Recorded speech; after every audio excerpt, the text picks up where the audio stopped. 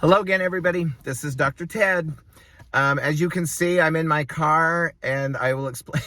I'm in an undisclosed small town, rural America, and you can see it's overcast. It looks the same probably anywhere I might be in rural America.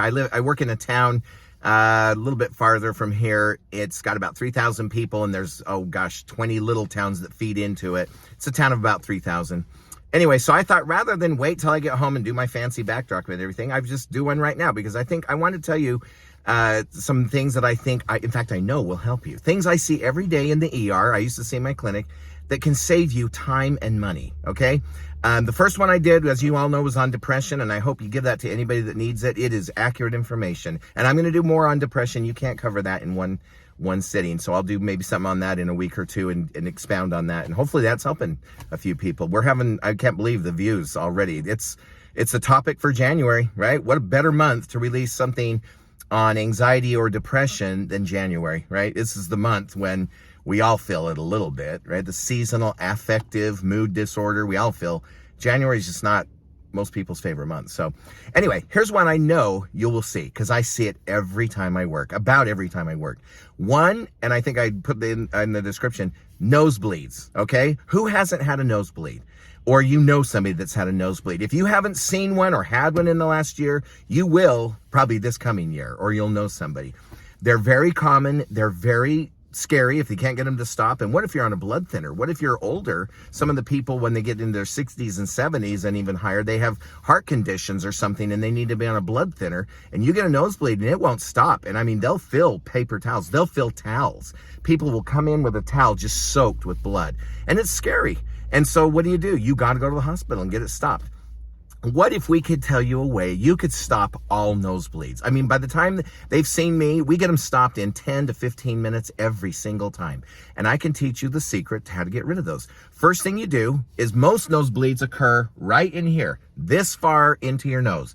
This is where all the blood vessels are, not way up here. So I don't know why people always say squeeze here. You don't squeeze here. That's not where it's, and plus you have bones there. That's not squeezing or compressing anything. Most nosebleeds occur right here, that far into your nose. So if you're in the middle of nowhere, you squeeze your nose right there, and you should sound like this.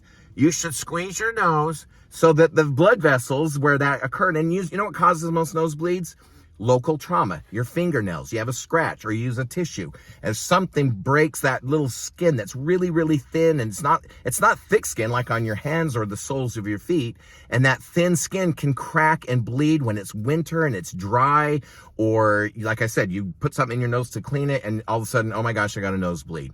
Some people get them more than others because maybe they're on aspirin every day, or they're on a blood thinner, or maybe you just really blew your nose, and sometimes it'll happen. You can get a cold and get a nosebleed. 99 out of 100 nosebleeds are in that first part. And so first thing you do is you squeeze, and you watch the clock for 15 minutes like this. And if one hand gets tired, put another hand on it, and you do it for 15 minutes.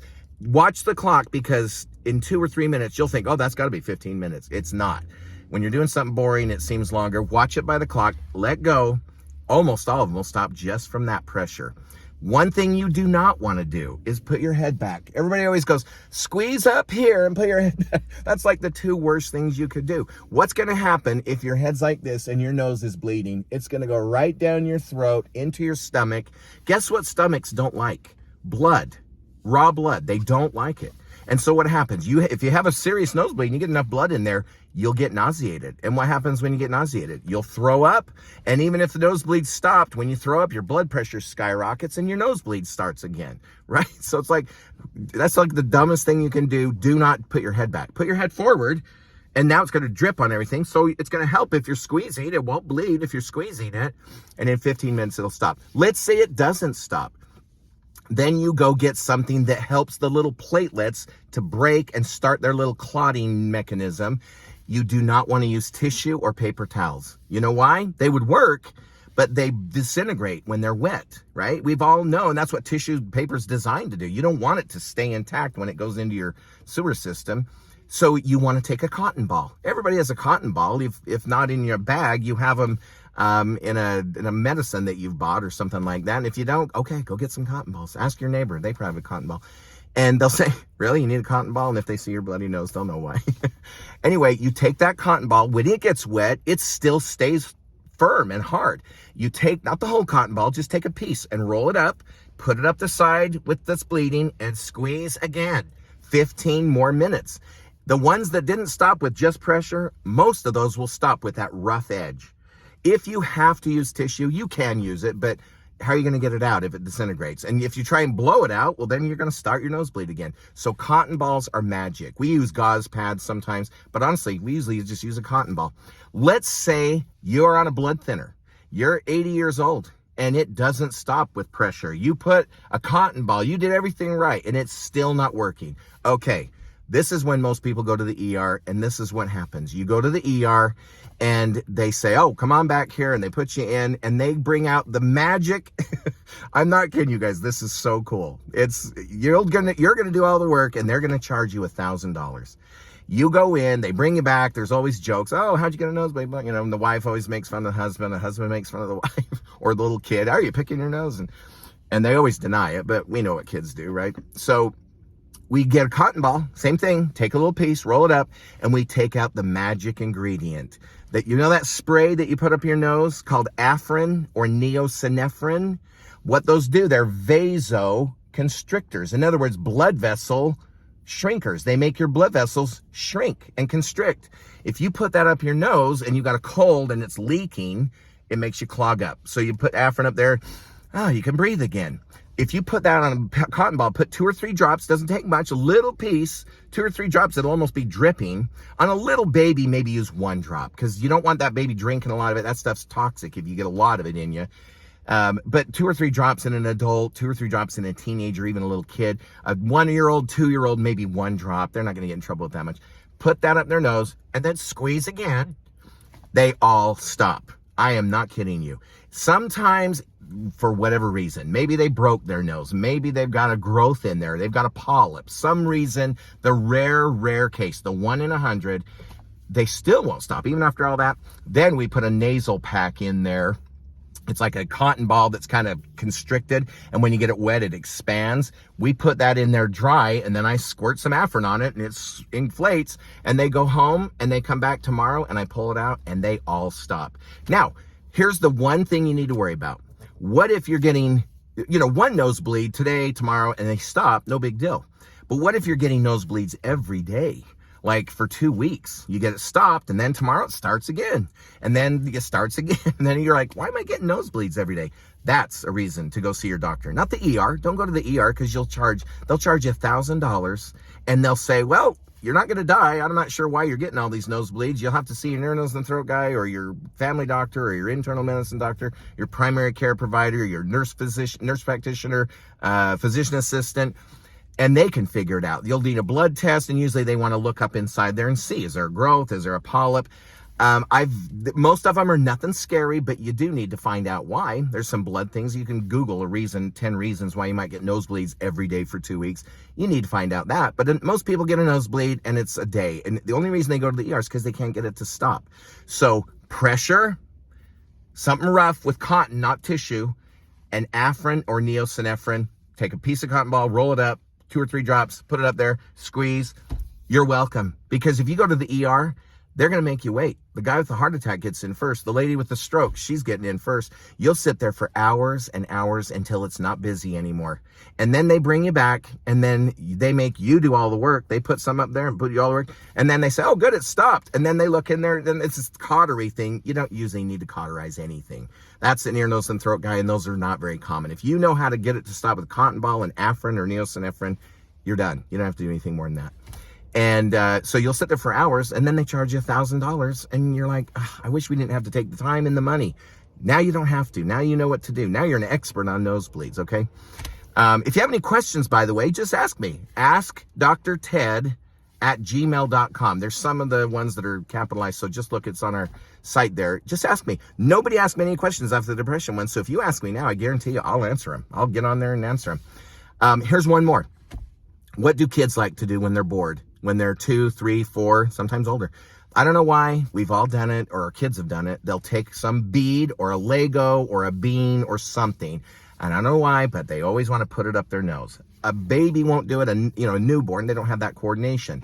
But a 2, 3, 4-year-old will. They get curious. They just, for some reason, it goes up their nose. And then what they do, they get nervous. And so they try to get it and they push it up further. And then mom tries to get it and it goes way up behind the bone, way up here, right? Now you're not going to get it. You can hardly see it. You can look up there and you're like, oh my gosh, how are we going to get that out? And it freaks the poor parents out.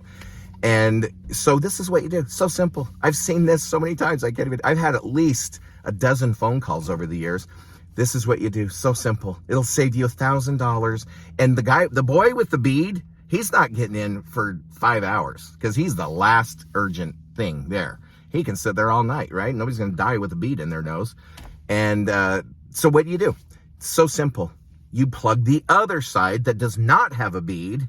And then we always say to the mom, okay, mom, you're going to give your little baby a kiss and you put your mouth around baby's mouth or little big child's mouth and leave that side open where the bead is. And then mom just goes, whoo, and that quick little breath, that breath goes in the child's mouth, up through the back of their nose and shoots that little thing out. It works almost every time. And it's gross because when you got a foreign body up your nose, you make a lot of mucus. And it tries to get rid of it by making more mucus. And so what does it do? I am not kidding. It shoots out and it sticks on mom's cheek. But we're thrilled. Everybody's thrilled and grossed out all at the same time. But it works and it's awesome. And it just saved you an ER visit. So that's a good one to know, right? That's a pearl. Just put your mouth around, plug their side. It works. You're not going to hurt the baby's ears or its lungs. You're not blowing the baby up. Right? You're just one quick breath. You're not going to hurt them. You will love that. If that doesn't work, remember the Afrin? Remember the neosynephrine? You do the same thing. You put 1 or 2 drops in there. That makes the nose bigger. Then do it again. I've never seen it fail yet.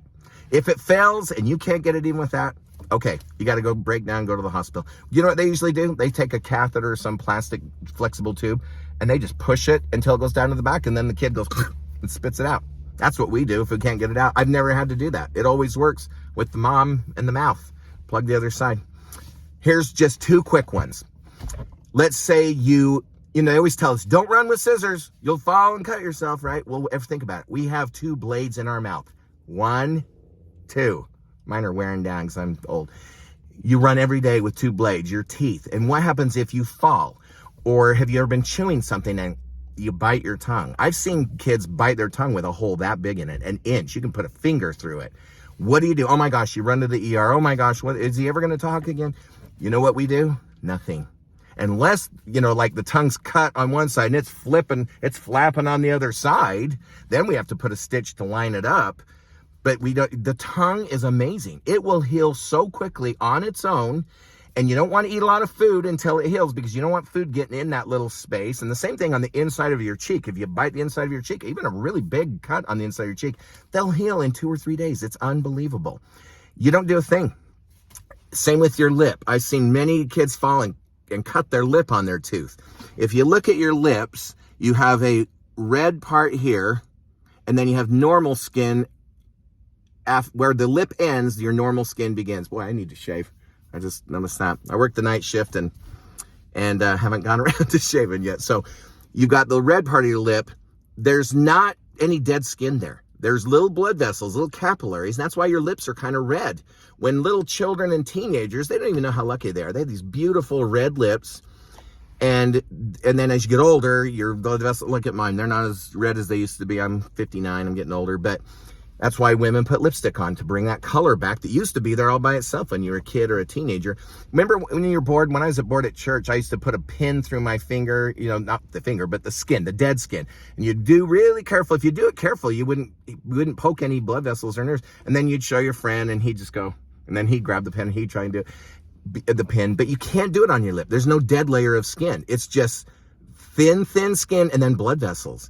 So if you bite your lip, and it does not involve the skin, what's called the vermilion border, where the skin and the regular skin of your face meet. If it doesn't go onto the regular skin, don't do a thing. Just leave it.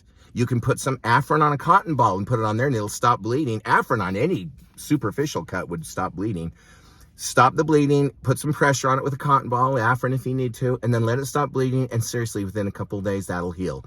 If it goes on to the skin, then you got to go in, and we usually glue those. We don't usually stitch those anymore. We have glue, and it works great. Doesn't hurt, no shots, heals better.